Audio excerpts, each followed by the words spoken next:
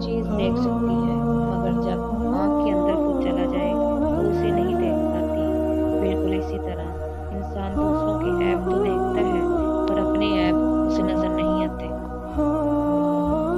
अपनों से इतनी शिकायतें मत कीजिए, कहीं ऐसा ना हो कि शिकायतों को दूर करते करते वो खुद ही आपसे दूर हो जाए। हजार गलतियों के बावजूद आप अपने आप से प्यार करते हो, तो फिर किसी की एक गलती पर उससे नफरत क्यों करते हो? जुबान से माफ करने में वक्त नहीं लगता, मगर दिल से माफ करने में उम्रें बीत जाती हैं। जरा सोच समझ कर जुबान का इस्तेमाल किया करें। दिल की अदालत से हर कोई इतनी जल्दी बाइज्जत बरी नहीं होता।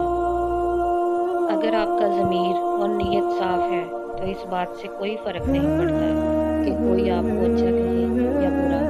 आप अपनी नीयत पर जांचे जाएंगे, दूसरों की सोच पर नहीं। राबिया बसरी से किसी ने पूछा, क्या गुनाहगार की तौबा कबूल होती है?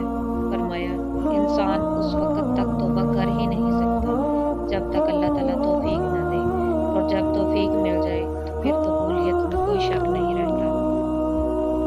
जब रब राजी होने लगता है तो बंदे को अपने ऐबों का पता चलना शुरू हो जाता है, और यही उसकी रहमत की पहली निशानी होती है। एक बात की समझ नहीं आती कि हर मुसलमान मौत ही क्यों ईमान पर चाहता है, जिंदगी ईमान पर क्यों नहीं गुजारता। एक बुजुर्ग से किसी ने पूछा, इंसान का सुकून कहाँ छुपा है? फरमाया, गफलत हो जाए तो सजदे में, और गलती हो जाए तो तौबा में। आजिज़ी ये है कि इंसान दूसरों के अंदर एक बुराई देखे तो उसे अपनी 10 याद आ जाए। हर दिन कुछ ऐसा काम करो जो आपको आपके बेहतर मुस्तकबिल से करीब तर ले जाए। मौत की तरफ सफर तेजी से जारी है, न दिन का पता चल रहा है, न महीने का, न साल का। अल्लाह हम सबको नेक अमल करने की तौफीक। आमीन। दुनिया में इससे बढ़कर कोई और रिवार्ड नहीं हो सकता कि लोग आपकी तरबियत की वजह से आपके वालिदैन की तारीफ और इज्जत करें।